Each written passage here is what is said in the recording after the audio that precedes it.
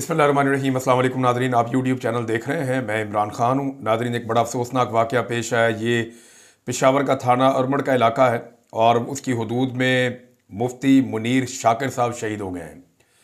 अब ये जो मुफ्ती साहब हैं, ये किसी तारुफ के मोहताज नहीं है। पूरा खैबर पख्तूनख्वा उन्हें जानता है। जो लोग पश्तो बोलते हैं उनको आइडिया है। बड़े शानदार मुकर्रर, बड़े ज़बरदस्त आलिम दीन और पेशावर की एक जानी मानी शख्सियत, और अपने मौक़िफ़ की वजह से और अपने दबंग मौक़िफ़ की वजह से ये लोगों में बहुत मकबूल थे। इनके बहुत सारे जो वीडियो क्लिप्स हैं, बहुत सारे जो ऑडियो क्लिप्स हैं, वो हर तरफ सोशल मीडिया पे वायरल होते रहते थे। और जिसकी वजह ये है कि ये एस्टेब्लिशमेंट की पॉलिसीज़ के ऊपर बहुत खुलकर तनकीद करते थे। जब ये मंजूर पश्तीन साहब की पार्टी ने एक बहुत बड़ा इकट्ठ किया था अक्टूबर में, तो उस वक्त भी ये काफ़ी मुतहर्रिक थे। फिर आर्मी चीफ ने जब कुरानी आयात सुनाकर हवाला दिया, तो उसके बाद इन्होंने बहुत तनकीद की थी पाकिस्तान के आर्मी चीफ के ऊपर। ख़वातीन के एहतराम के हवाले से जब उन्होंने बात की, पाकिस्तान के army chief general Asim Munir साहब पे मुफ्ती मुनीर शाकिर साहब एक नक्काद के तौर पे उनके खिलाफ याद रखे जाते हैं, और इन्होंने बहुत तनकीद की आर्मी चीफ साहब के ऊपर। उसके बाद DGI-SPR पे इन्होंने बहुत तनकीद की, उनके बयानात पे उन्होंने बहुत तनकीद की, और ह्यूमन राइट्स के लिए ये आवाज़ें उठा रहे थे। इमरान खान साहब के मामलात में ये आवाज़ें उठा रहे थे।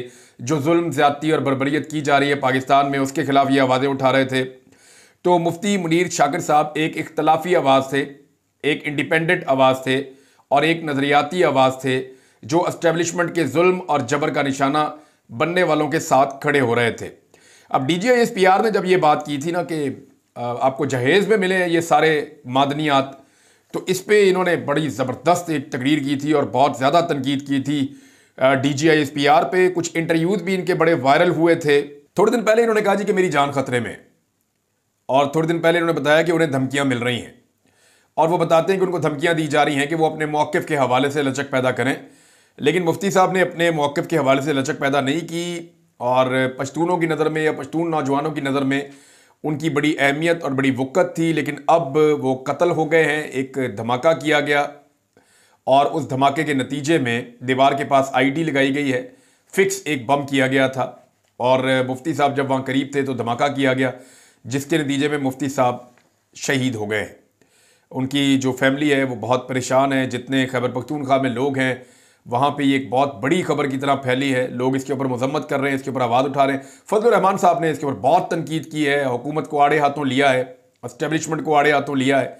बल्कि फजलुर रहमान साहब ने जब आज सहाफ़ियों से मुलाकात की, तो उसमें उन्होंने कहा जी मुल्क तो हुकूमत चला ही नहीं रही, मुल्क तो चला रही है एस्टेब्लिशमेंट, और एस्टेब्लिशमेंट मुल्क को ठीक नहीं चला रही।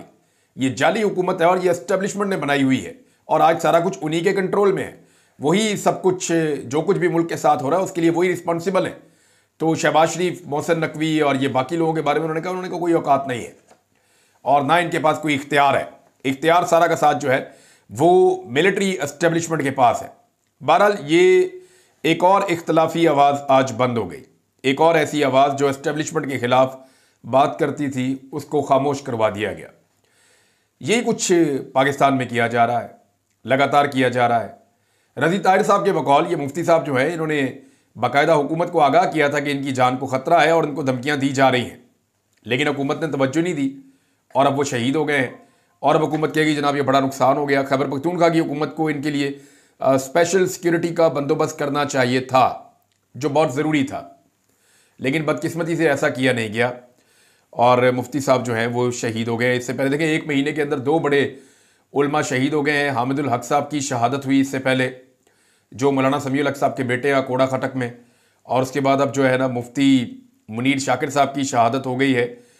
और इससे पहले बलूचिस्तान के अंदर एक आलिम दीन मुफ्ती जिन्होंने कुलभूषण यादव की गिरफ्तारी में मदद की थी, उनकी भी जो है उनको भी शहीद किया गया। वहाँ पे जो है वो भारत के अंदर इसको बहुत बड़ी खबर बनाया गया। भारत ने बहुत सारे टारगेट पाकिस्तान में अचीव किए हैं, लेकिन पाकिस्तान की एजेंसियाँ भारत को रोकने के बजाय इस वक्त एक ही टारगेट अचीव कर रही हैं, वो है इमरान खान और पाकिस्तान तहरीक इंसाफ। नादरीन, एक खबर यह है कि जिस शख्स ने पाकिस्तान में पेट्रोल को 70 रुपए लीटर करना था, अब वही शख्स पाकिस्तान का वजीर आज़म है। यानी ये शहबाज शरीफ का एक बयान मैं निकाल कर आपके सामने रखता हूँ। ये जब इमरान खान साहब की हुकूमत थी, तो कोरोना वायरस के दौरान शहबाज शरीफ साहब का बयान था, पूरी दुनिया की हालत बुरी थी, पतली थी, महंगाई पूरी दुनिया में बढ़ रही थी। तो शहबाज शरीफ ने स्टेटमेंट दिया था कि हुकूमत पेट्रोल डीजल की कीमत 70 रुपए फ़ी लीटर मुकर्रर करे। कीमत कम कर दे से हुकूमत को कोई नुकसान नहीं होगा, यानी हुकूमत को नुकसान ही नहीं होगा। आलमी मंडी में पेट्रोल की जितनी मर्जी कीमत हो, वो कह रहे जी कीमत कम करें, इससे हुकूमत को कोई नुकसान नहीं होगा, बल्कि हुकूमत फायदे में रहेगी। 70 रुपए लीटर पेट्रोल बेचे। आज वही शख्स जो इमरान खान साहब के दौरे हुकूमत में जब पेट्रोल आलमी मंडी में महंगा हुआ करता था, उस वक्त वो सस्ता पेट्रोल मांग रहा था और 70 रुपए लीटर पेट्रोल मांगता था। आज उस शख्स की हुकूमत है और उसने पेट्रोल की कीमत नहीं, पेट्रोल के ऊपर जो सिर्फ लेवी है उसको बढ़ाकर 70 रुपए कर दिया। कीमत तो इसके बाद शुरू होगी ना, यानी अगर पेट्रोल 1 रुपए लीटर भी हो ना तो फिर 70 रुपए लीटर नहीं हो सकता।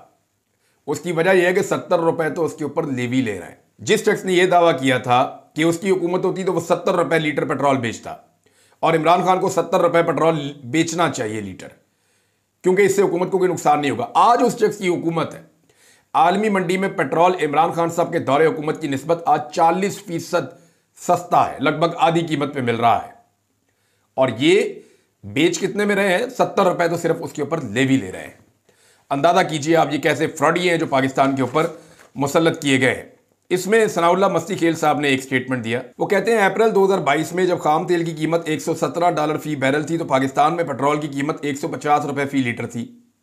अब आलमी मार्केट में खाम तेल 3 साल की कम तरीन सतह पर यानी $68 फी बैरल पे आ गया है, तो पाकिस्तान में पेट्रोल 256 रुपए फी लीटर है। फिर भी फार्म 47 की हुकूमत शिकस्त खोरदा वुज़रा कहते हैं कि महंगाई में तारीखी कमी हो रही है। तो ये महंगाई में कमी तो नहीं हो रही, महंगाई में इजाफा ही हो रहा है। और ये हुकूमत ऐसे ही चल रही है जैसे वो PIA का त्यारा एक टायर के ऊपर लैंड किया है। ये नहीं, मेरी समझ से बाहर है कि क्या दुनिया की कोई ऐसी एयरलाइन भी हो सकती है जो इतनी गाफिल हो कि टायर उतारे तैयारे का और फिर भूल जाए और बाद में वो तैयारा जो है वो लैंड हो जाए एक टायर के ऊपर। ये किसी जर्नलिस्ट ने खबर दी, उन्होंने कहा जी वो टायर उधर से मिल गया है और ये गफलत है। यानी ऐसी गफलत कैसे हो सकती है कि एक टायर के ऊपर तैयारा चला गया, लैंड हो रहा है? यानी इससे ज़्यादा भोंडी और गलीज हरकत हो नहीं सकती। और इस एयरलाइन के ऊपर अब कौन ट्रैवल करेगा? बहुत सारे हमारे दोस्त हैं जो मिडिल ईस्ट में रहते हैं या यूरोप में रहते हैं, वो अक्सर ये कहते हैं जी PIA का रिस्क आप ना लें। इवन जो PIA के अंदर काम करने वाले लोग हैं ना, वो कहते हैं जी हमारे तैयारे इस काबिल नहीं है ना हमारी सर्विस इस काबिल है, आप यहाँ पे अपनी जान का रिस्क ना लें। ये मुझे मेरे 2-3 दोस्तों ने ये बात बताई। हम ये बात करते नहीं इसलिए कि पाकिस्तानियों का मामला है, पाकिस्तान का मामला है, पाकिस्तान के रेवेन्यू और पाकिस्तान के इदारे का मामला है, लेकिन जान से कीमती तो कोई चीज़ नहीं होती ना।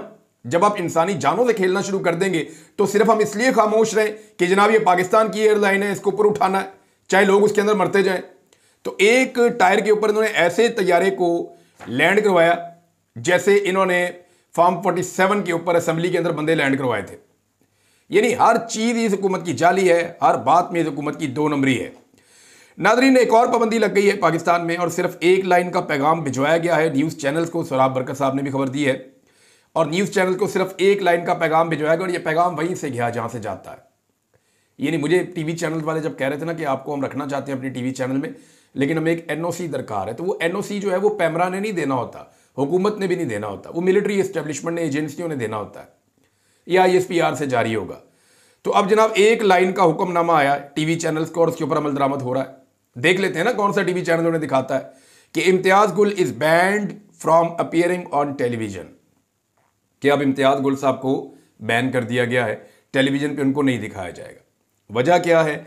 इम्तियाज गुल साहब ने एक स्टेटमेंट दिया था जब अमेरिका को पकड़ के हवाले किया गया था शरीफुल्लाह को, तो उन्होंने कहा था कि ये एक कामयाबी के तौर पे आप देख रहे हैं, लेकिन ये पाकिस्तान के लिए एक नेगेटिव खबर है कि पाकिस्तान को दहशतगर्दों और दहशतगर्दी के साथ जोड़ा जा रहा है।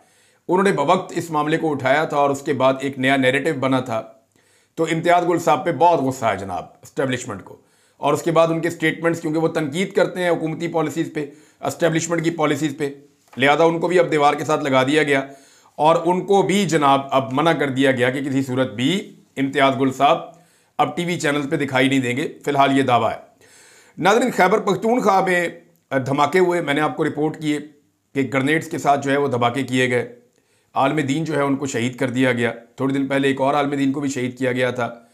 अब कोयटा के अंदर इस वक्त इतला आ रही है कि 3 ज़ोरदार धमाके हुए हैं जिनमें 7 अहलकार ज़ख्मी और 1 शहीद हो गया है। ये रात गए इतला आई है कोयटा के अंदर दहशतगर्दी के वाक़यात हो रहे हैं।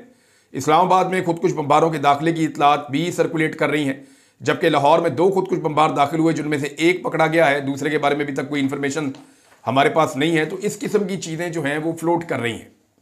दहशतगर्दी पाकिस्तान में एकदम बढ़ती चली जा रही है, लेकिन सबकी तवज्जो इस दहशतगर्दी की तरफ नहीं है, बल्कि हुकूमत की तवज्जो इस बात पर है कि किसी तरह भी करके इमरान खान साहब को या उनकी पार्टी को रोका जाए। नादरीन, वॉइस ऑफ अमेरिका ने बड़े अहम सवालात उठा दिए हैं ये जो दहशतगर्दी का वाक़या हुआ इसको लेकर के। और वॉइस ऑफ अमेरिका का यानी इंटरनेशनल मीडिया इसके ऊपर बार बार बात कर रहा है कि जो DGISPR ने और हुकूमत बलूचिस्तान ने मिलकर एक प्रेस कॉन्फ्रेंस की है, उसके बारे में कह रहे हैं कि जी जो बयान किए गए मामलात या जो दावे किए गए प्रेस कॉन्फ्रेंस में, हकायक उनसे मैच नहीं करते। ऐनी शाहिदीन कुछ और बातें बता रहे हैं, मुसाफिरों ने जो कहा वो कुछ और है, और जो DGISPR ने और सरफराज बुगटी ने कहा वो कुछ और है। जबकि अभी तक बहुत सारे ऐसे लोग हैं जो मिले ही नहीं हैं, जिनके बारे में पता ही नहीं चला कि वो लोग गए कहाँ पे। और इस बारे में बहुत सारे लोकल सहाफ़ी भी आवाज़ें उठा रहे हैं। वॉइस ऑफ अमेरिका ने आवाज़ उठाई है, कुछ और आलमी मीडिया इसके ऊपर बात कर रहा है। इंडियन मीडिया तो इसके ऊपर प्रोपेगेंडा वो तो करते ही रहते हैं, लेकिन ये सारी चीज़ें जो हैं वो यहाँ पे आप देख सकते हैं। नादरीन, एक मौलाना तारिक जमील साहब का स्टेटमेंट आया, और मौलाना तारिक जमील साहब वो वाहिद शख्सियत हैं जिन्होंने कहा कि उन्हें यकीन था कि इमरान खान जेल काट लेगा। यानी इससे पहले हमने जिसका भी इंटरव्यू सुना, जिस बहरूपिये का हमने इंटरव्यू सुना, उसने यही कहा, उन्हें जी नहीं, मुझे नहीं लगता था कि इमरान खान जेल काट सकता है या कैद काट सकता है। मैं आपको पहले दिन से ये कह रहा हूँ कि इमरान खान कैद काट लेगा। ये जिस इमरान खान को पुराना जानते हैं वो कोई और था, ये इमरान खान एक मुख्तलिफ आदमी है। मेरी इमरान खान साहब से बात हुई है, जिस एतमाद के साथ वो जेल में जाने और जेल की कैद काटने के लिए अपने आप को ज़हनी तौर पर तैयार कर रहे थे, ये आदमी हार नहीं मानेगा। मौलाना तारिक जमील साहब ने कहा कि इमरान खान सच्चा, दयानतदार और मोमिन आदमी है। मुझे यकीन था कि वो ये कैद काट लेगा। अगर अडियाला जाकर उससे मिलने का मौका मिला तो कहूँगा शाबाश, कमाल कर दिया तुमने, तारीख बदल दी। और दूसरे जो बहरूपिये हैं या को मौलवी हैं या इधर उधर से जो लॉन्च किए जाते हैं, वो कहते हैं जी वो तो ये प्रोपेगेंडा कर रहे थे कि इमरान खान जो है वो डर जाएगा, इमरान खान जो है वो भाग जाएगा, इमरान खान जो है वो बुज़दिल है, हार मान जाएगा। ये सारी बातें वो करते थे, लेकिन अब वो सारे अपने बेचारे गोंगलों से मट्टी झाड़ते हैं। अब उन्हें शर्म भी नहीं आती, माफ़ी भी नहीं मांगते इमरान खान से कि हमने तुम्हारे खिलाफ प्रोपेगेंडा किया। लेकिन मौलाना तारिक जमील साहब कहते हैं जी मुझे पहले दिन से यकीन था कि इमरान खान ये जेल काट लेगा। नादरीन, एक और बड़ी इंपॉर्टेंट खबर है, ये मैं आपके साथ शेयर करना चाह रहा था। मैंने आपको इससे पहले एक वीलॉग में कहा भी था कि मैं जो पाकिस्तान चाइना इकोनॉमिक कॉरिडोर है उसके ऊपर बात करना चाहता हूँ, आपके साथ कुछ हकायक शेयर करना चाहता हूँ। तो यहाँ मैंने वो चीज़ें निकाल कर रखी हैं। अब यहाँ से मैं आपको दिखाता हूँ, जो मैप नंबर 1 है, इसको अगर आप देखते हैं, ये ज़रा मैप मैंने आपके सामने रखा है, इसको आप देखें। चाइना ने एक इनिशिएटिव शुरू किया इससे चंद साल पहले, और ये उनकी दहाइयों की, कई दहाइयों से जो वो मेहनत कर रहे हैं, ये उसका नतीजा है। चाइना ये चाहता है कि उनका माल दुनिया के हर कोने में पहुंचे, क्योंकि दुनिया में सबसे ज़्यादा प्रोडक्शन अब चाइना कर रहा है। वो ये चाहता है कि उनकी इलेक्ट्रिक गाड़ियां हों या उनका इक्विपमेंट हो, घर में इस्तेमाल होने वाला सामान हो, खाने पीने की चीज़ें हो, मसनूई चीज़ें हो, इस्तेमाल की चीज़ें हो, कुछ भी हो, दुनिया में हर जगह पे जहां सारिफीन मौजूद हैं वहां पे डायरेक्ट चाइना का माल पहुंचना चाहिए। उसके लिए चाइना ने एक मनसूबा बनाया जिसको बेल्ट एंड रोड का मनसूबा कहते हैं। इसमें चाइना ने ज़मीन के ऊपर बहुत सारे रास्ते बनाने थे जहां से वो अपना माल दूर दराज के मुल्कों तक ले जाता, और इसके अलावा चाइना ने समंदर के अंदर भी कुछ बंदरगाहों को इस्तेमाल करना था ताकि दुनिया के साथ उसकी कनेक्टिविटी बढ़ जाए। अब चाइना ने इसको नाम दिया बेल्ट एंड रोड इनिशिएटिव। इसके ज़रिए से चाइना ने जाना कहाँ कहाँ था वो मैं आपको बता देता हूँ। एक तो चाइना ने जाना था यूरोप, एक उसने पहुँचना था रशिया, सेंट्रल एशिया, यूरोप, और उसके बाद अफ्रीका में। ये था चाइना का पूरा मिशन कि एशिया में हर तरफ उसका माल जाए, जैसा कि ये आपका ईस्ट एशिया के ममालिक हैं, थाईलैंड, इंडोनेशिया, मलेशिया, इस तरफ भी उसका माल जाए। उसके बाद जो रशिया है या रशिया से अलग होने वाली स्टेट्स हैं जिनको सेंट्रल एशिया आप कहते हैं, वहाँ पे उसका माल जाए। ईस्टर्न यूरोप में उसका माल जाए, और फिर जो यूरोप है, जर्मनी तक, फ्रांस तक, वो उसका माल वहाँ पे पहुँचे। ये इसका प्लान था। जबकि मिडिल ईस्ट के अंदर भी चाइना टारगेट कर रहा था मार्केट को कि यहाँ पे भी हमारा माल जाना चाहिए, और इसके साथ साथ चाइना का जो बड़ा एक मंसूबा था वो पूरे के पूरे अफ्रीका की मार्केट को कैप्चर करने का था। इसके बाद अगले मरले में चाइना ने जो लैटिन अमेरिका है उसके बारे में पूरा एक मंसूबा बना रखा है। वहाँ पे ऑलरेडी चाइना का बहुत सारा सामान जाता है। तो ये चाइना का पूरा एक बेल्ट एंड रोड का इनिशिएटिव था कि हमने दुनिया के अंदर अपने ऐसे रास्ते बनाने हैं जिन रास्तों के जरिए से चाइना के माल की रसद ना रुके, खाम माल चाइना को आता रहे और चाइना प्रोडक्शन करके पूरी दुनिया में माल भेजता रहे। चाइना का फार्मूला यह भी है कि वो दुनिया में मुख्तलिफ ममालिक के अंदर इंडस्ट्री भी लगाने जा रहा था कि जिस जगह पे जो माल चाहिए उसको वहीं पे बनाओ और वहीं पे उसको बेचो अपनी टेक्नोलॉजी के जरिए से, या करीबी मुल्कों में वहां से निकालो। इसके तहत वो पाकिस्तान में भी काम करना चाह रहा था।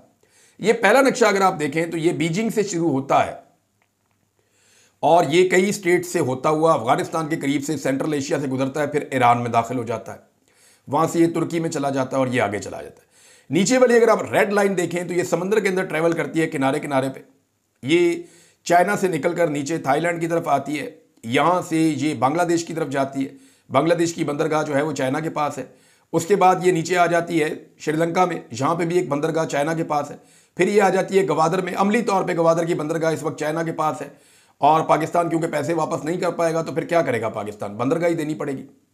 तो यहां पे भी चाइना इसको यूं इस्तेमाल कर सकता है। उसके बाद आगे ये ओमान की तरफ जाते हैं, ओमान से आगे यूएई को टच करते हैं और वहां से ये इराक के साथ बसरा में जाके टच कर जाते हैं।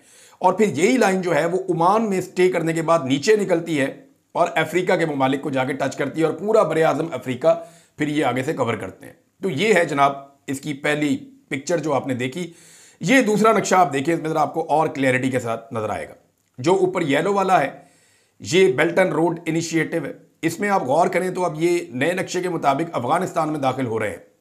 अफगानिस्तान में जब से ये नई हुकूमत बनी है तो इन्होंने एंगेजमेंट की है चाइना के साथ और अब अफगानिस्तान ने भी बेल्ट एंड रोड के लिए अपने मुल्क से जगह दी है चाइना को। तो चाइना अफगानिस्तान को भी इस्तेमाल करेगा।